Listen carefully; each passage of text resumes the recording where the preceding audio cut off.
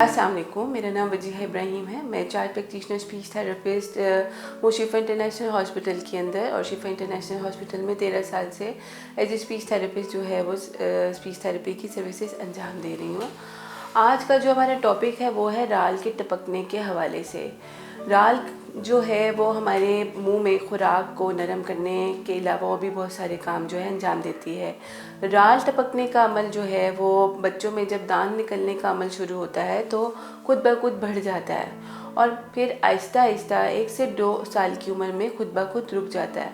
लेकिन कुछ बच्चों में ये अमल जो है वो 4 साल की उम्र तक भी नहीं रुकता। ऐसे बच्चों में जिन पे राल टपकने का अमल जो है वो 3 से 4 साल की उम्र में भी नहीं रुक रहा, तो आपको जो है वो फ़ौरन से डॉक्टर के साथ रब्ता करना चाहिए, क्योंकि राल टपकने का अमल जो है वो अक्सर बच्चों में दिमाग की कमज़ोरी या पट्ठों की कमज़ोरी की वजह से भी देखने में आता है।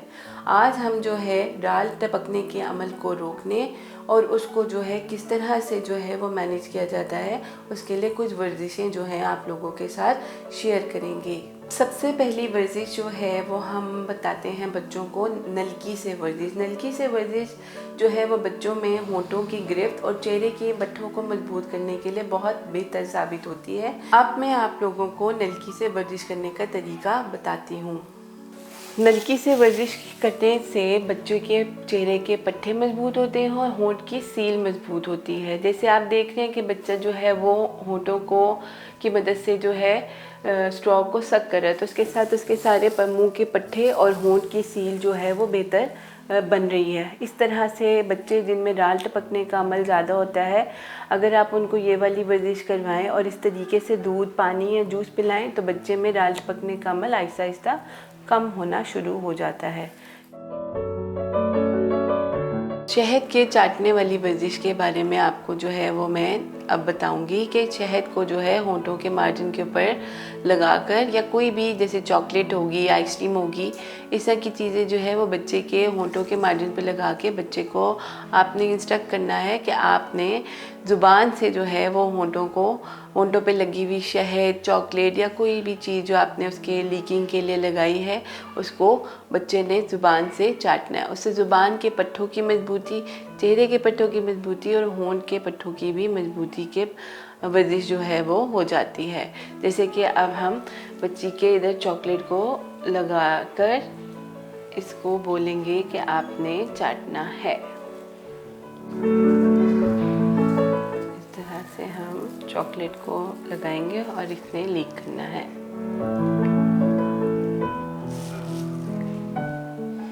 इस तरह से देखें कि बच्चे के होंठों की भी वर्जिश हो रही है, मुंह के पट्टों की भी वर्जिश हो रही है और बच्चे की ज़ुबान को जब वो इस्तेमाल कर रहा है तो ज़ुबान की भी वर्जिश हो रही है।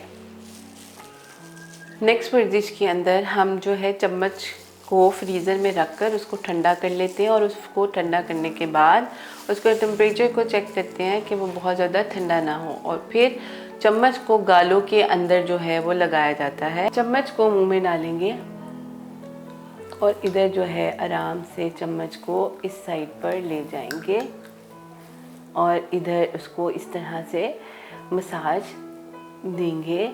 ठीक है, जब चम्मच गर्म हो जाए तो फिर दूसरा चम्मच का हम जो है इस्तेमाल करेंगे।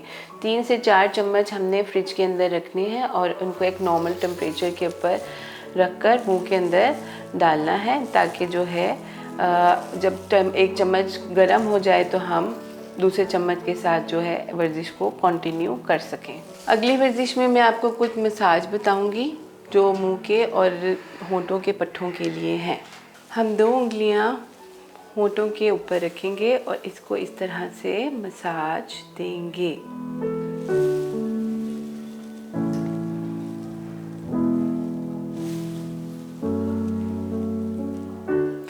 अगली वर्जिश में हम एक उंगली इधर रखेंगे होंठ के ऊपर, एक होंठ के नीचे और एक थोड़ी के नीचे, और फिर बच्चे को ऐसे मसाज देंगे।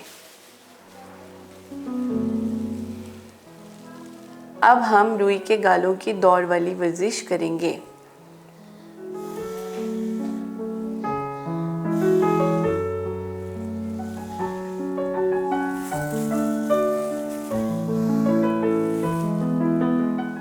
अब अभी जो मैंने आपको राल टपकने के अमल को कंट्रोल करने की वर्जिशें बताई हैं, ये उन बच्चों में बहुत ज़्यादा मुफीद साबित होती हैं जिनमें राल टपकने का अमल बहुत ज़्यादा होता है।